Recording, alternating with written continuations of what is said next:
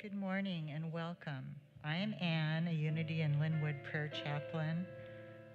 I'm so glad to be with you, whether virtual or in the sanctuary.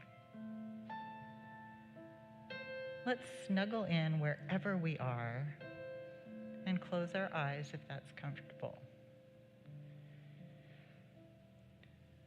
Let's focus on our breathing and take some nice, even breaths with the intention to connect to our hearts.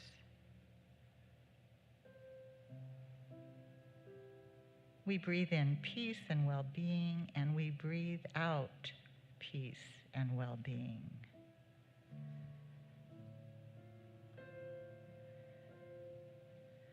We invite holy presence to be fully present within us. Our hearts are safe and open as we invite the silence. As we breathe, we lean into the sacred presence of the Eternal One. Please take this denial and affirmation if it speaks to you. I easily let go of limiting thoughts. Instead, I focus on my capabilities through the one power that is steadily upholding my highest good.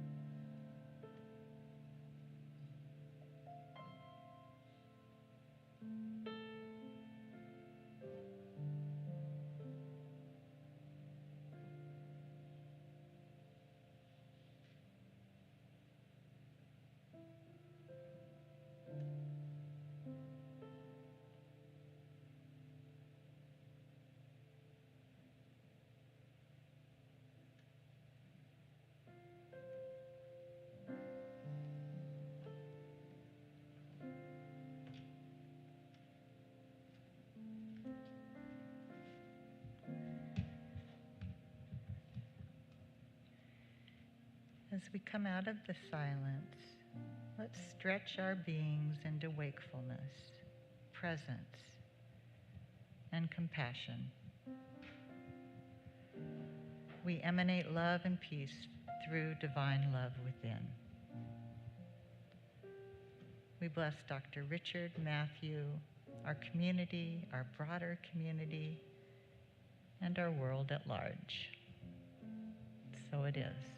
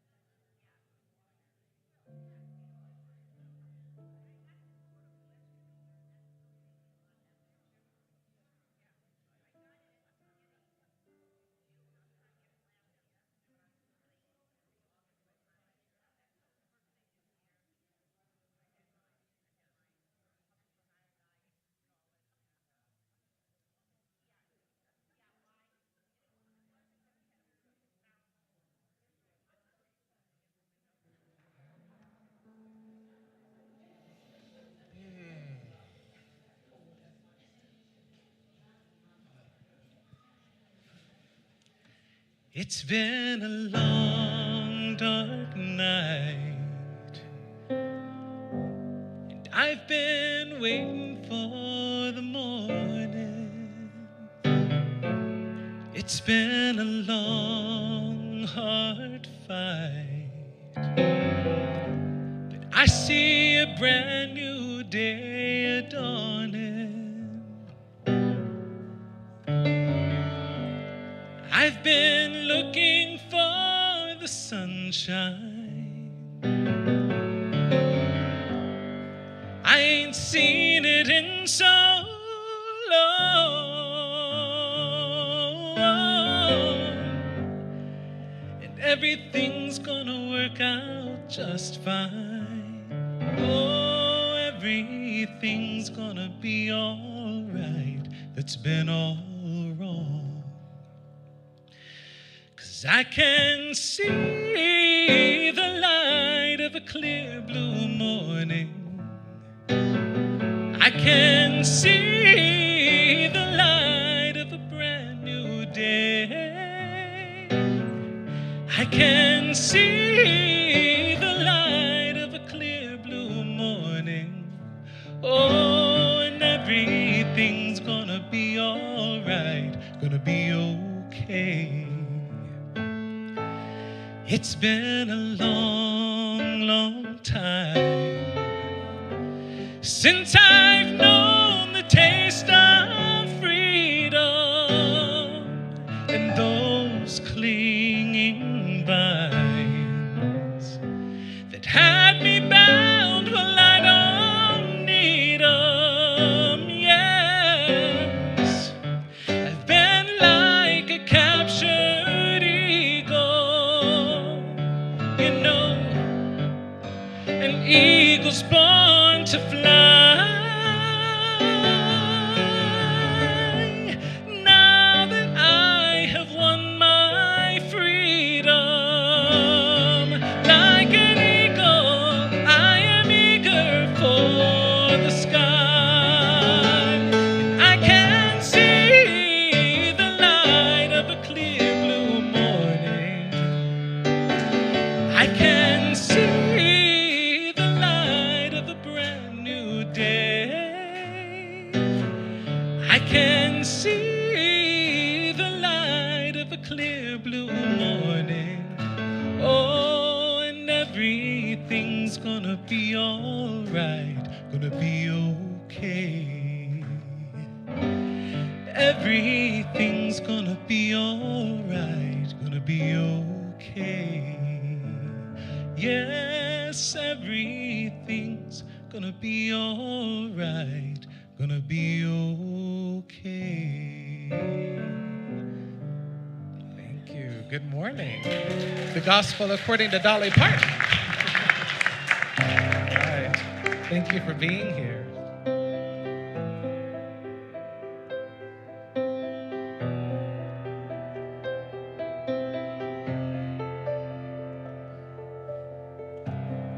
Ran away from the sun, ran away from the rain, hid away from everyone, hid away from the pain. Now I'm so out of breath, now I'm so scared to death. I'm not running anymore, I'm not hiding anymore.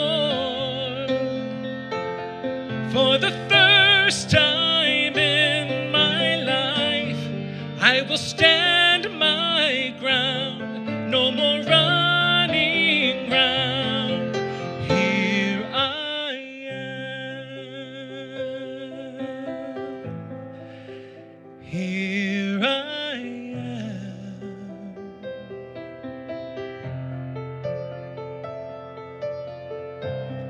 What's a life covered up? Day and night not to fail. Like a life without love is its own kind of jail. What a waste to regret what I haven't tried yet. I'm not running anymore, I'm not hiding anymore. For the first time in my life, I will stand my ground with my heart unbound. Here I am, here I am.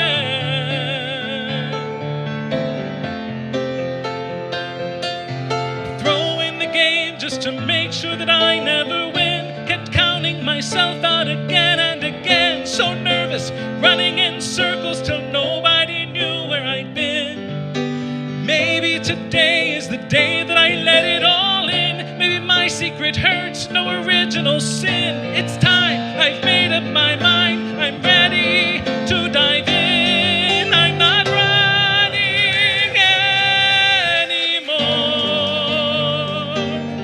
I'm not hiding anymore.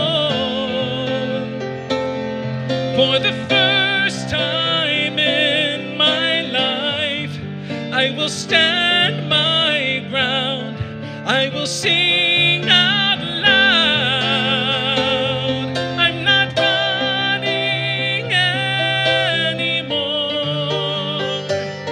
I'm not hiding anymore. For the first time in my life, I will stand my ground. No more running round. Here I am.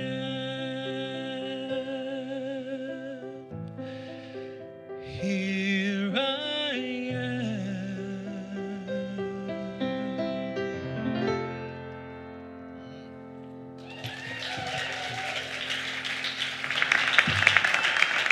Thank you so much. Thank you.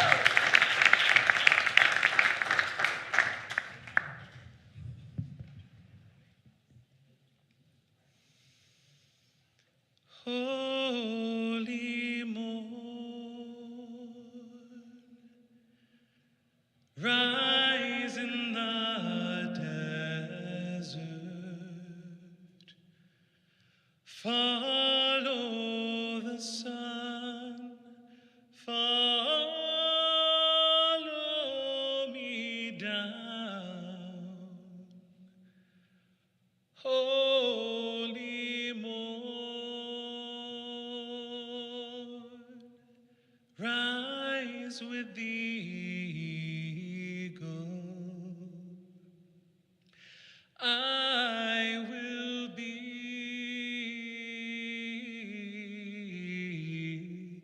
free. Holy morn, rise in the desert, follow the sun, follow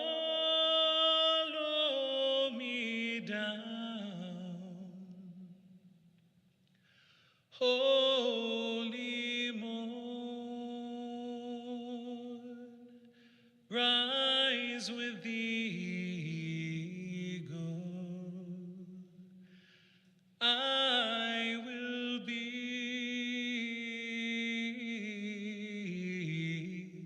free. I will be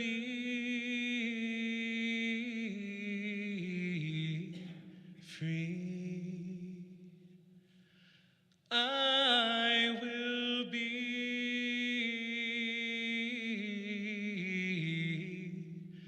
free.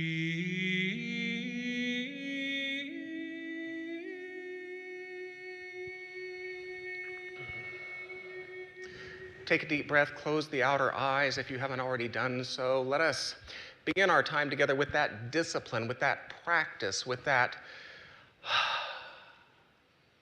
universal idea, by whatever name we choose to call it. Let us call it prayer this morning. I begin with the audacious idea that God is busy being God through me today. I begin with the audacious idea that God is busy being God through me today. Would you take that with me, please? God is busy being God through me today. This does not become true because I speak it, but I speak it to recognize and to welcome it as a truth. Together, God is busy being God through me today. So I enter this right and perfect amount of time together with a heart of expectation, with a spirit of gratitude for this universal truth that the ground of all being is busy being the ground of all being through its creation, through its expression, and that necessarily includes me today. I give thanks then. I give thanks. I give thanks. As I behold the conditions of an earthly experience, I give thanks then to know and to realize and to accept that of my egoic self I can relax. I can relax. I need not coerce. I need not force. I need not manipulate. I need not beg or beseech. I need only welcome that which already is. And that is the business of God being God through me today. There is a wisdom seeking to prove wisdom through me today. There is a beauty seeking to prove beauty through me today. There is an equilibrium, a harmony, a balance, a sufficiency of all things necessary for our most authentic work, seeking to prove themselves through me today. I give thanks. I give thanks. And so my prayer then becomes one of yesness to that which already is seeking to prove itself through me today. I simply say yes. My prayer becomes yes. Yes. Yes. And I step into my world a person then of availability, a person of welcome. Into this consciousness, then I can at long last say, thy will be done. Use me. Use me.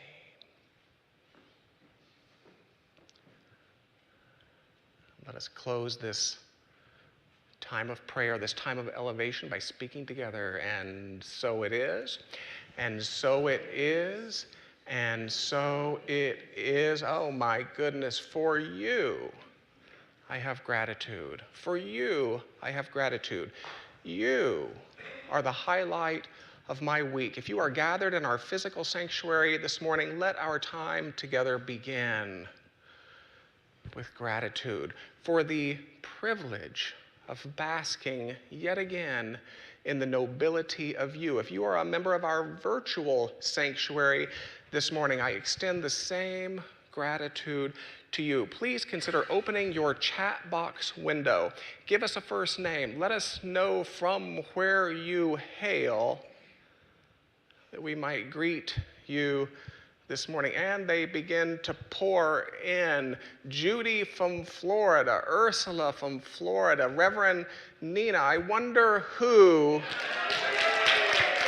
that might be. Our in-house audience greets you by saying, we see you together. We see you. We welcome you together. We welcome you.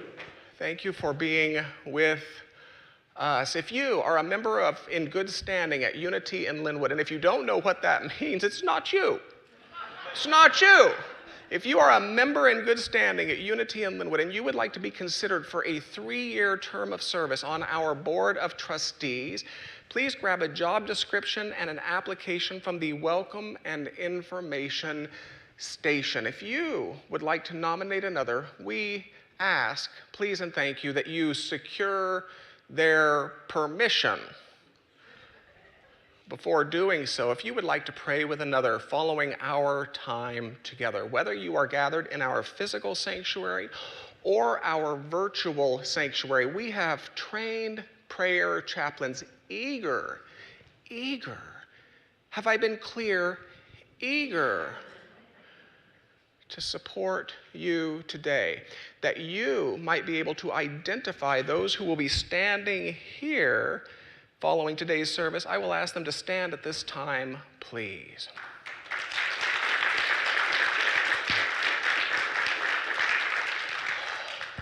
And if you are a member of our virtual sanctuary, the same privilege is afforded you. Start the process by writing prayer@unityinlynnwood.org. Include a working telephone number, preferably your own.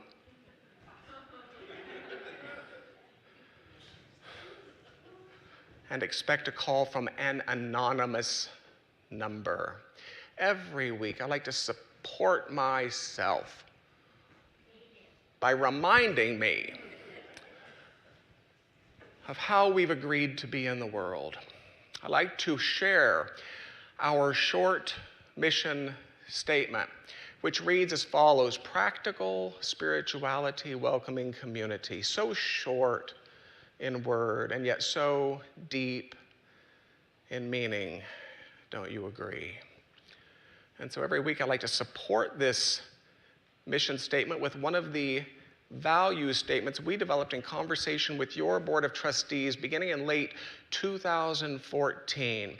Today I share the fourth of the 6 statements. It reads as follows: we believe each person is an individualized expression of divinity itself, and we accept each person as such without condition, question, or exception. As a matter of principle, then, it can be said that we at Unity in Lynnwood love boldly. Amen.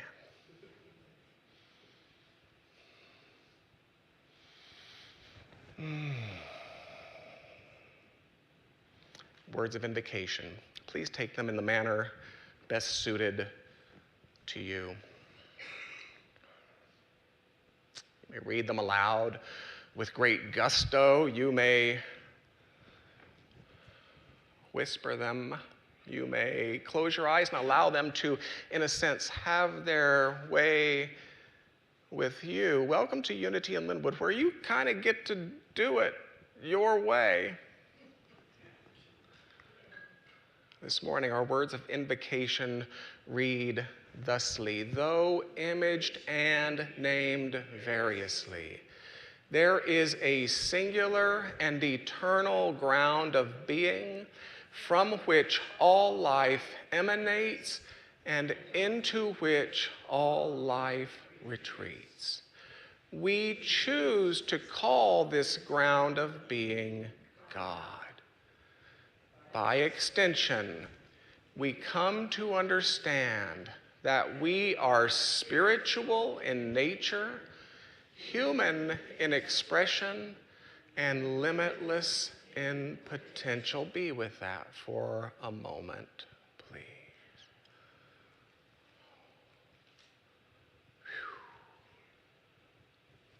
We gather today to remember such truths, to celebrate our unity, and to honor all life. And so it is, and so it is. Oh, have you wearied of hearing it yet? I delight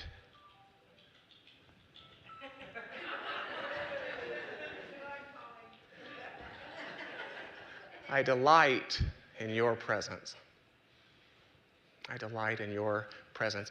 Reverend Shad Groverland was born and raised in Unity. We're meeting more and more people who are able to lay claim to such a statement.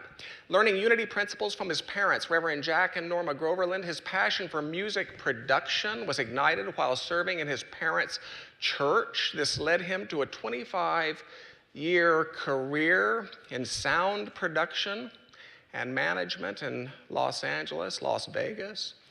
He was then called into ministry and attended the Unity Urban Ministerial School, receiving his ordination in 2016. He served at Unity of Las Vegas for 5 years before returning home to Unity of Boulder, Colorado, where he co-ministered with his sister and his father. He has served as a youth director, a trustee. This will be familiar to some of you. He's served as a youth director and a trustee, a youth counselor, youth and family team leader, a next generation unity minister advisor. In 2018, he was appointed to the UWM Board of Trustees. During his tenure, Shad has served on multiple teams, including the Focusing Forward Technology team, the Convention Planning team, Interim CEO Interview team, and the HUG, or Help Unity Grow team. He was hired as the Executive Director in October 2020. I know you will join me in issuing a Unity in Lynnwood brand of authentic welcome to the Reverend Shad Groverland.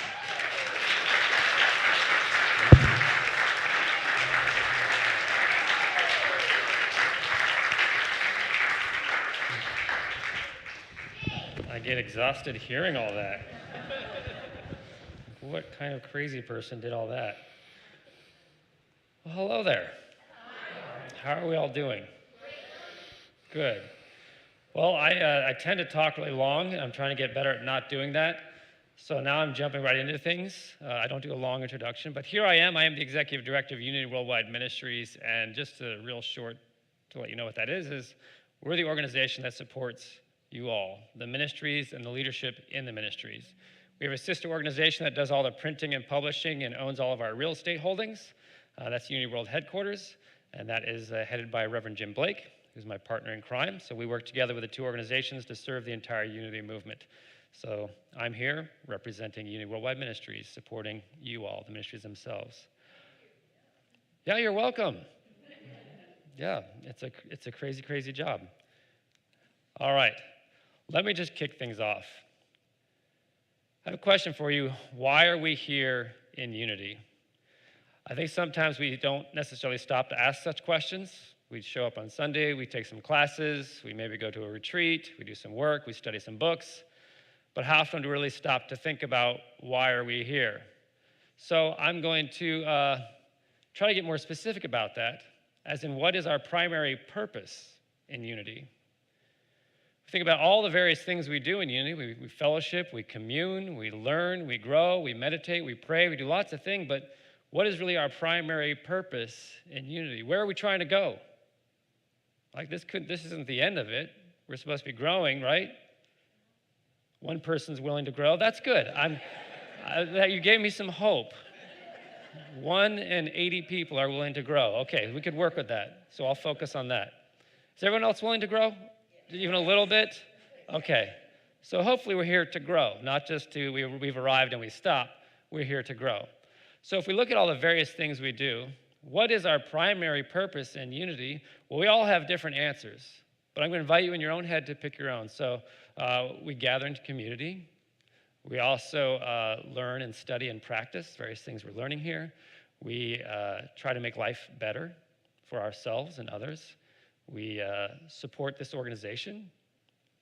We also, hopefully, are here to find God and heal ourselves and the world. Now, for me, when I really try to get to the primary reason we're here, the primary reason we've gathered, the primary reason that Unity even exists, is in fact to find God and to heal ourselves and the world. And if we're not working on that, then I don't really see a purpose for existence for us. Because most of these other things, you could find other organizations to do that in. You can find community centers to gather. You can find places to study and learn and grow at the library. You can get your life better through self-help seminars that are probably on every street corner in this area, I would imagine. And there's lots of organizations you can support. Lots of great organizations you can support. But specifically in Unity, we're here to find God, to heal ourselves, and to heal the world. Does that sound agreeable? Are you on board with that? I'm only talking to you because you said you're willing to grow, so it's just you and me now. So we have a purpose, we have a calling here in Unity, which is a pretty big calling. It doesn't stop when we show up. It doesn't stop when we've made community. It doesn't stop when we've made our life a little bit better. It doesn't stop when we learn to study and practice regularly. There's a pretty big calling here. To find God, that's pretty big. To heal ourselves, that's also pretty big. To heal the world, Well, that puts a very, very big encapsulation on a very, very big processes we've already talked about. So then how do you find God? If that's what we're doing here, how do we do that? Well, it's pretty straightforward. You just follow the line. There's God.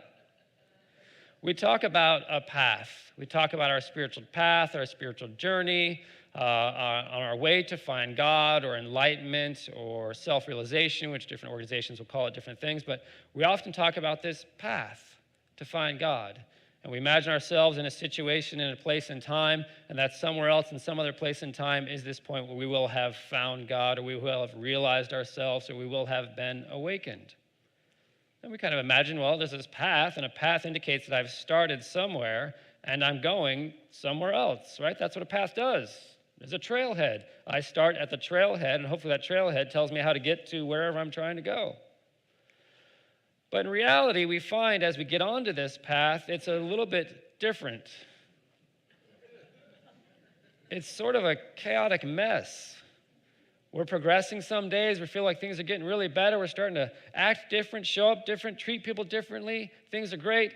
And then all of a sudden we feel like we're sliding backwards again, or we're a little bit more angry, and we're agitated with people. We're wondering why this stuff doesn't work anymore. Why are my finances hurting? What's happening in my life? Oh, things are a little bit better. I'm moving forward. I've found a good church. I'm here. I'm working with people.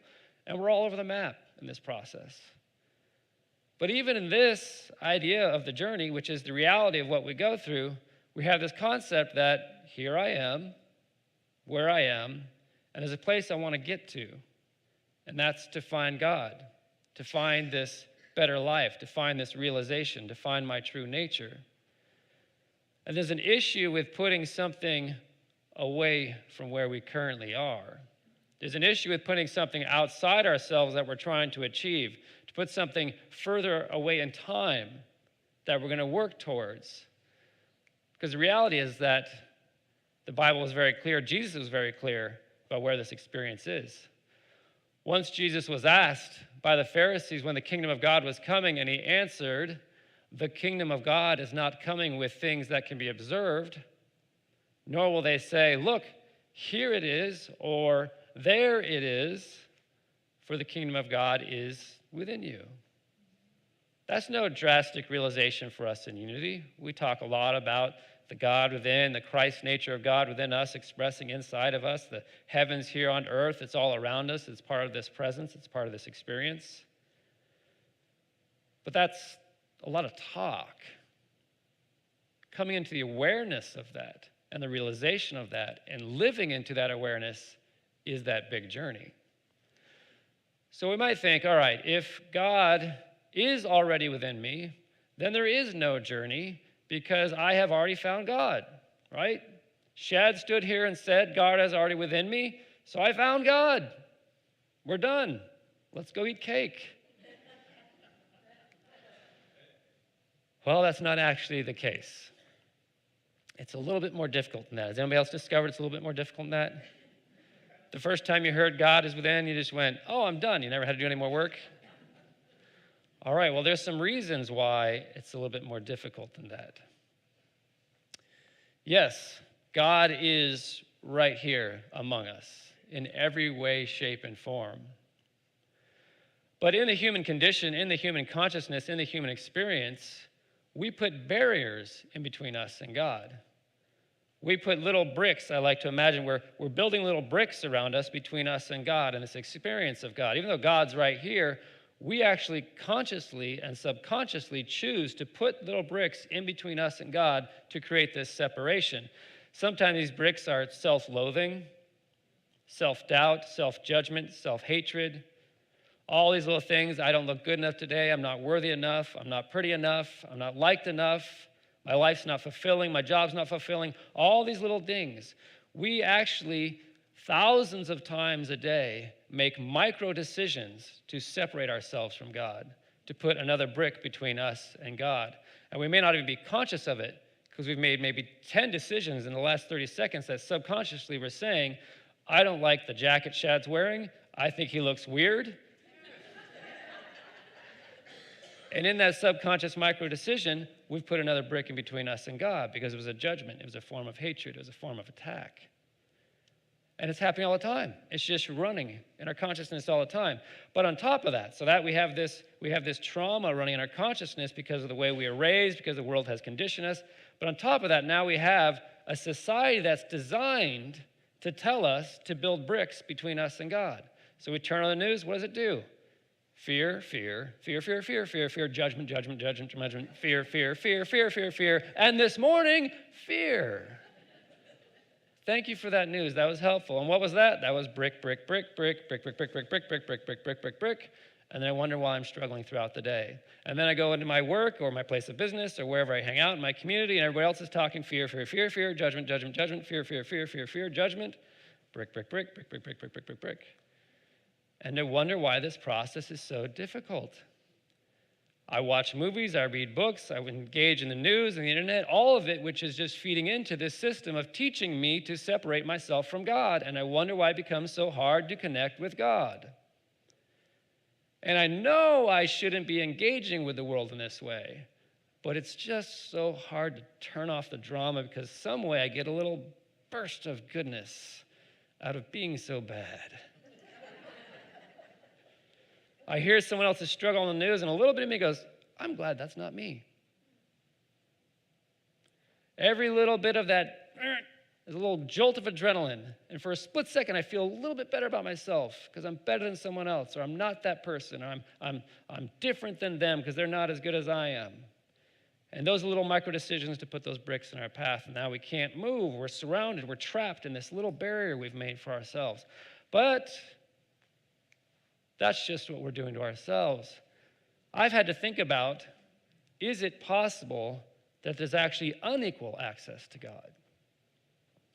So sure, I'm putting these little bricks around me, doing this little thing, but in fact, there's people in society that have been suppressed and pushed down because of the color of their skin, because of their gender identity, because of their sexual preference, because of all litany of things, because of the classism that our society has made.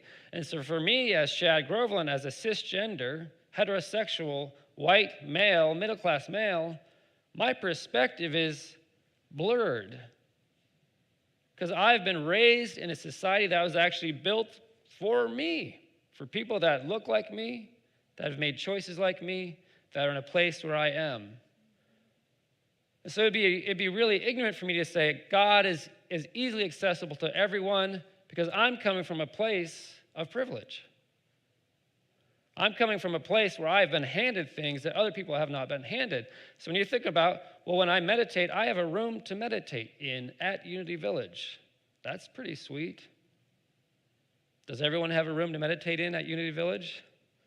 No. So I've had to do a lot of work on my own consciousness to come to the realization that I need to expand my perception to try to include experiences that have not been my own and recognize that society actually does push down harder on certain individuals than it has pushed down on me, which has allowed me to have a huge leg up and advantage over those individuals. And if I'm not broadening my perspective to understand the story of those individuals, I will be part of the system that's also suppressing, pushing down those individuals if I have not done that work, bring my realization to what's actually happening. So in fact, it's hard enough that we put bricks in between us and God, but now you have society with suppression and oppression pushing down on certain individuals that are struggling to feed their children, struggling to find the time to have spiritual practice? No, to pay the bills. They don't have a meditation room. They're trying to have a room to sleep in. So now there's all these bricks, the bricks that the individual has built, plus the societal pressures that have been built on top of those bricks. And we say, oh, Shad stands up and says, oh, there's equal access to God, coming from a place of affluence and privilege. That's not a very fair thing to say. But yet in my experience, I have to still think that God is not any further away from any individual, regardless of circumstance. Do you understand me? But it'd be unfair for me to say it from a place of privilege unless I can come to an understanding of how that works. So I thought into this for a while, and I thought about Are there affluent people that appear to have basically all the blessings that life could offer them, but yet have no connection to God? Do we know some of these people in the news personally? Okay, so affluence and privilege don't necessarily equate to connection with God. Now, are people that we know personally, I know many personally that have had tons of oppressions in life. They fall into some of these categories where they're greatly suppressed by our society. They do not have the privileges, but yet they have a beautiful connection to God. So now we recognize that the situation doesn't necessarily necessitate the outcome of the presence of God. But there's no doubt it can make it more difficult and distracting to have the time to spend connecting with God. But we think about Viktor Frankl, who was a survivor of the Holocaust and the camps and in that experience. And he says it wasn't the camp experience itself that determined what kind of person the inmates became. It was rather their state of mind as when they went through that process of whether it crushed them and tore them apart or they managed to rise up and break through like he did and come out with an insight into the experience that others didn't have. So how does this happen? Circumstances in life, no doubt, can make it more difficult to connect with God. I think we've established that. If I've got an infinity pool that I can do yoga in the morning, that's a nice advantage versus someone who's trying to just get their kids fed day to day. But those circumstances don't make God any less present. It is a fair and just universe. The presence is as close to any individual as anyone else. So mind is the great equalizer on the spiritual path. The state of mind we have in this process is the great equalizer. We've shown that people with great privilege and affluence have a state of mind that still is distant from God. And those that have been oppressed and pushed down find a state of mind where they connect deeply with God. Can anyone tell me what this statement comes from? We create our life experiences through our way of thinking. Does it sound familiar, at least? Okay. How about it's our third of 5 basic unity principles? Does that sound familiar? Has anyone ever heard of the 5 basic unity principles? Oh, you're scaring me here. Has anyone ever heard of Charles and Myrtle Fillmore? Like, how far down do I need to go here to establish a baseline of understanding? Anyone heard of unity? Okay, all right, good. We're getting somewhere. So we have our 5 basic unity principles. These are a sort of scaled down version of 32 statements of faith that our founders put together in the early 1900s to say what unity is. They had 32 statements. They came out and said, this is what unity is. And their granddaughter took those and scaled them down into 5 that we have today as our 5 basic unity principles. Well, I spent a lot of time in prayer and meditation trying to understand where we are going in unity. How do we get to where we're going in unity? What is our path in unity? Some other organizations and faiths have a very specific path that you follow towards enlightenment or towards God or realization. And I was spending that process, and the words came to me, flip it upside down. And I thought, flip what upside down? And it was the 5 principles. Step 1 on our spiritual journey here in unity, knowledge of these spiritual principles is not enough. We must live them. Before we do anything else in this process, we've got to commit to do the process. We've got to commit to the daily practice and study of everything that happens in unity. Otherwise, this is all just talk, right? If we're not going to do any of it, then we've just come together to talk. And places where we talk are usually coffee shops. So we could just be at a coffee shop talking. We wouldn't need to be here at a church or spiritual center. That would be pointless. So unless we're going to commit to doing what we talk about, then there's really no point in moving on in the process. So first we have to commit and say, yes, I am going to do the things I'm going to be taught, the things I'm going to practice, and say, I'm going to do those on a regular and continual basis so that I get to see the benefits that this path has for me. And the next step is there is power in affirmative prayer, and I like to add meditation and spiritual practice, which we believe increases our awareness of God. Now I'm being handed the tools that I'm going to practice.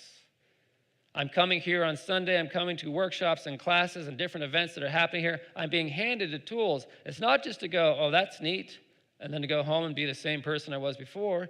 It's to now put them into practice, because first and foremost, I committed to do what I'm about to learn in step one. I said, I'm going to do this every single day because I want to see the benefits of what this practice might lead me to. So I've committed to it. Now I'm learning the tools. I'm learning about prayer, affirmations. I'm learning about meditation. I'm learning about the Fillmores and all the incredible things they did, and I've committed to put them into practice. If I'm actually putting them into practice because I've committed to it, next is we create our life experiences through our way of thinking. All of a sudden, my life starts to change. I start to see that when my thinking changes and my thought process is changing, the experiences in my life are changing. My relationships are healing. My body is healing. The world around me is being healing. I'm seeing less anger and fear and judgment around me. I'm seeing more of the blessings and the beauty of life. I'm recognizing I have more joy throughout my day. My life is shifting because my consciousness is shifting, but only because I first committed, and then I learned, and I was doing. Now, if I can get to that place where my mind is actually shifting the way it perceives the world, I'm going to recognize that we are spiritual beings created in God's image, and the Spirit of God lives within each person. Therefore, all people are inherently good. All people? Everyone say that with me. All people? Come on, say it seriously now. All people? Come on. All people? Seriously? All people are inherently good? We say yes, but in a few days we're going to see something in the news and go, that person's evil. That person's corrupt. That person's out to destroy America. To get to a place where we can only see that all people are inherently good. We never get knocked off by how they're showing up in the world because we know that that comes from a lifetime of damage and baggage that they've been put upon them. But we know that there's a beautiful being in there doing the absolute best they can with the tools that they've been given, and a lot of those tools are really rusty and broken.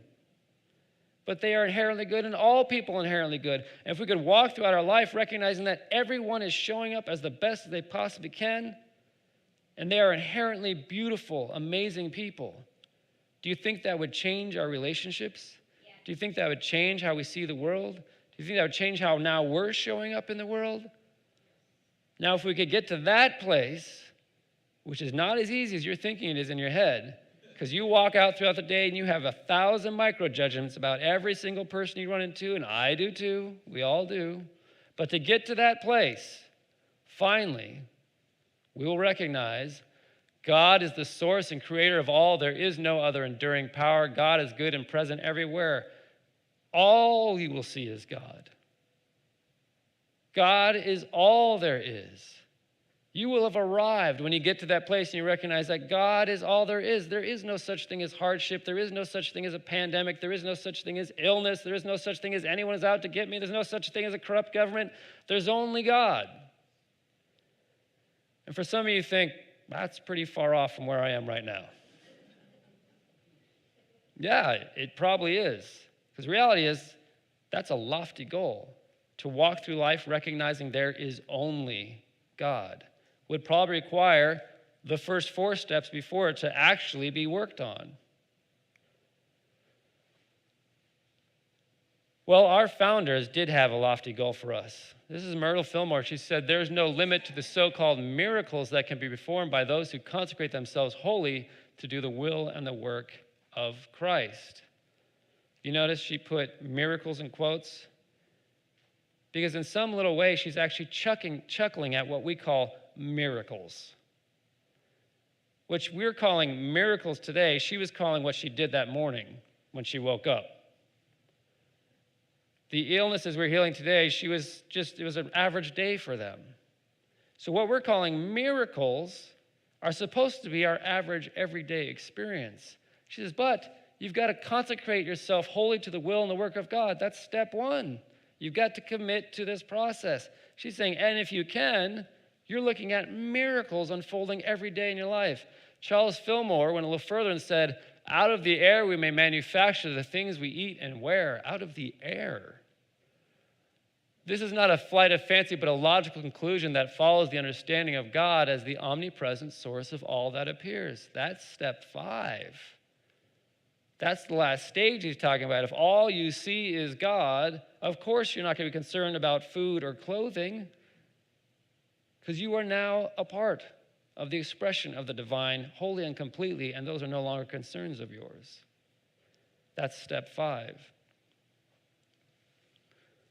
So has anyone in here, does anyone themselves or know of someone who's had a miraculous healing? Raise your hand and be confident about that. Don't be shy. Look around the room and see that there's people's hands that have been raised. Here's the thing. If anyone in the human experience has experienced a miracle, that proves to the rest of us that it's possible. I call that piercing the veil. We have the veil between us, what appears to be this physical existence with all of its restrictions, and the blissfulness of the divine. And occasionally someone steps through from the other side and goes, hey, this stuff works. And sometimes we just ignore it and go, that's an anomaly, that was, the doctors are wrong, they misdiagnosed, this, that, and the other thing. But the truth of the matter is, when someone has experienced a miracle, it is proof to the rest of us that this is the reality. The veil has been lifted for a split second. If anyone steps in for a split second and looks back and goes, oh, this is awesome, guys, we can either go, I'm going to ignore that because I like the pain and suffering in this world. I'm just going to focus on this. Or we can go, oh my goodness, this stuff's real. If anyone can do it, that means everyone can do it. So why are we here in unity? Well, I believe we're here in unity to gather in community, to learn, study, and practice how to make a better life while supporting this organization that we're in right now, which helps us find God, which helps us to heal ourselves, which helps us to heal our world. So we're dedicating ourselves not only to the practice and the process, but we're dedicating ourselves to this organization which assists and supports us through the practice and the process. You following me? You hearing me? Is there anyone out there? Okay. We're in a day and age where the world and the systems of the world are trying to convince us to separate. Now more than ever, the society is trying to say, put bricks between not only you and God, but you and your neighbor, you and your brother and your sister. And we're piling them on as quickly as we possibly can. And now more than ever is a time to dedicate ourselves to organizations like this and this practice and to tear down those walls and to come together again so that we can feel each other's presence, so that we can learn from each other and we can empathize with each other. It requires us interacting with each other to empathize with each other. And we wonder why people are so angry online. Well, the fact is, when you isolate yourself, you stop seeing the world as human beings, but just characters in your own story. And when those characters don't align with the story you want to write, you can write them out of it. It's important we gather. This is what we have right here. This is incredibly valuable. And we have to work to make sure the world knows about it, is joining us in this effort, and is taking part in it. And that is the truth as I experience it. So I want to leave you with a little bit of a challenge. There's an invitation and a challenge to walk away with this week. Consecrate yourself wholly to do the will and the work of Christ, as Myrtle said it. Commit yourself to this organization and the steps of the unity path. You don't have to answer if you can do it right now. Just take it into prayer and meditation. Decide when you're ready, if you're really willing to do this, because we need you right now. Thank you.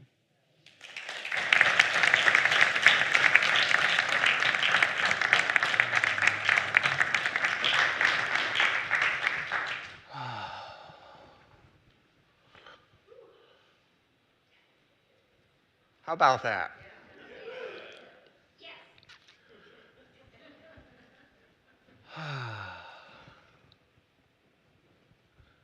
Sneaking up on me. Thank you, Reverend Shad. If you have a question about recurring giving, please contact me directly. If you have a question about legacy giving, please contact me directly.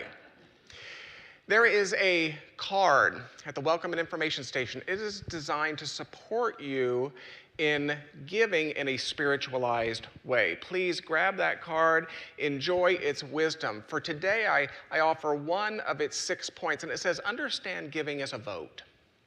Understand your giving as a vote. The challenge is to give to organizations which share and further your commitments to a better world. And we can do this when we get our car washed. We can do it when we buy our groceries. And yes, we can do it in our charitable support. Electronic options for giving will appear on the screen behind me. If you're a member of our virtual sanctuary this morning, they will appear on the screen before you. Please consider the gift you choose to give today. There is an affirmation in unity. It goes something like this: divine love through me blesses and multiplies all that I am and have, all that I give and receive. Would you like to try it? Divine love through me. Together. Divine love through me blesses and multiplies all that I am and have. Blesses and multiplies all that I am and have, all that I give and receive. We shall be known by the company we keep, by the ones who circle round to tend these fires. We shall be known by the ones who sow and reap the seeds of change alive from deep within the earth. It is time now. It is time now that we thrive. It is time we lead ourselves into the well. It is time now. And what a time to be alive. In this great turning we shall learn to lead in love. In this great turning we shall learn to lead in love. In this great turning we shall learn to lead in love. In this great turning we shall learn to lead in love. If you are new to Unity in Lynnwood, if you are newer to Unity in Lynnwood, and if you are a member of our physical sanctuary, please avail yourself to the resources found in the chair back before you. This is true for everyone except for Reverend Shad Groverland, who is on the front row. My apologies, Reverend Shad Groverland. If you are a member of our virtual sanctuary this morning, visit the printables page at unityinlynnwood.org. Everything offered in-house is replicated for you. Drop into the gift shop, please. Ask for your complimentary copy of Daily Word. Daily Word is a Unity publication offering daily inspirations and truth ideas. Your gift shop crew would be honored to welcome you in this way. Art Johnson and Mandy Arwin, would you join me up front, please? Would you mind? Would that be okay? Yes. I wanted you, the audience at Unity in Lynnwood, to be able to see these souls, because if you're like me, their mere presence invites you to want to play with them. How did I do so far? We're starting 2 book studies. Both are offered online. Both begin next Sunday. These lovely, noble, enlightened, no pressure, enlightened souls are eager to welcome you. Art offers an online book study based upon the text Active Hope for those who are committed to matters of ecology and environment. Drop in. Mandy offers an online book study based upon the text To You Love God. Isn't that a lovely title.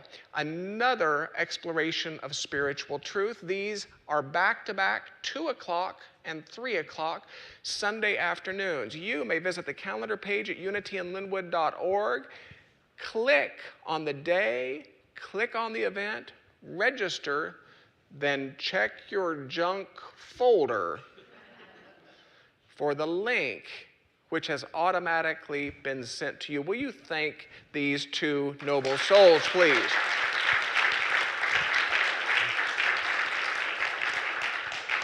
We will hear more from them next week. Thank you. Thank you. New leaders today, newcomer potluck. Newcomer potluck. I would be very comforted for someone in the back of the room to give me a gentle nod indicating that indeed today is newcomer potluck and that you brought food. Please join us in Friendship Hall following service. Allow leaders of your community to join you at your table to answer any questions you might have and to otherwise simply invite you into deepened relationship. We are a community of intentional welcome. We will open our circles to you and invite you to begin to write a new history with us. Reverend Shad also invites you. He will stay after prayer. If you have questions for him, come back to the sanctuary. He will field your questions. Can you bring food into the sanctuary? The answer is yes, you may. So you have choices. You have choices. The women's group offers a retreat September 24, 9:30 a.m. until the afternoon. It's written, "Come join the Women of Unity as we dedicate a day to our wellness through meditation, sound, movement, and energy work." An exciting array of practitioners, a spa lunch. I remain fascinated by what exactly might be involved in a spa lunch.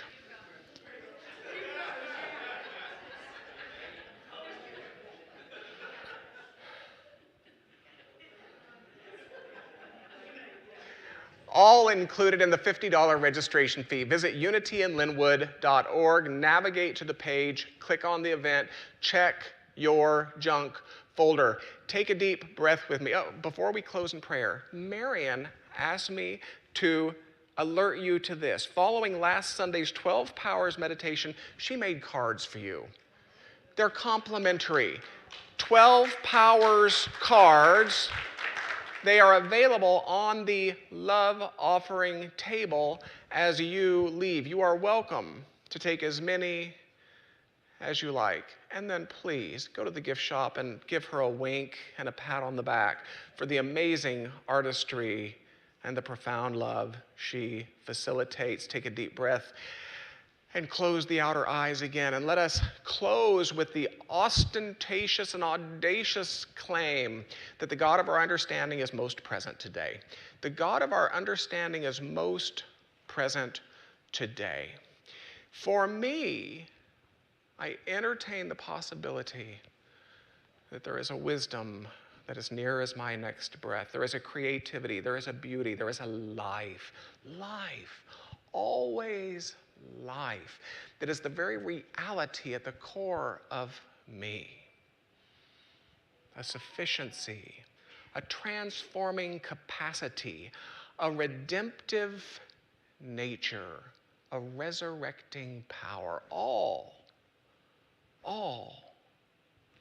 as near as my next breath. The God of my understanding is at hand today. And as I begin to consider reopening these sensory eyes, I make another commitment, and that is not to abandon this consciousness, not to forego this remembering, but to bring it forth, to allow it to become the very lens through which I perceive the world and its expressions. Allowing this consciousness to inspire my very hands with the choices that are before me.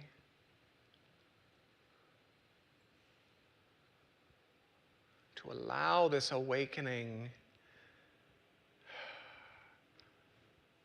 to, in a sense, inform the very heart of me. Said a different way, I entertain a new commitment to being from God today. Being from God. How good is that? For the privilege then of being from God in the company of truly, truly noble souls. Oh, the very soul of me dances today. And we close this time together as we always do, with sung words of blessing, with sung words of farewell. May the long time sun shine upon you. All love surround you, and the pure light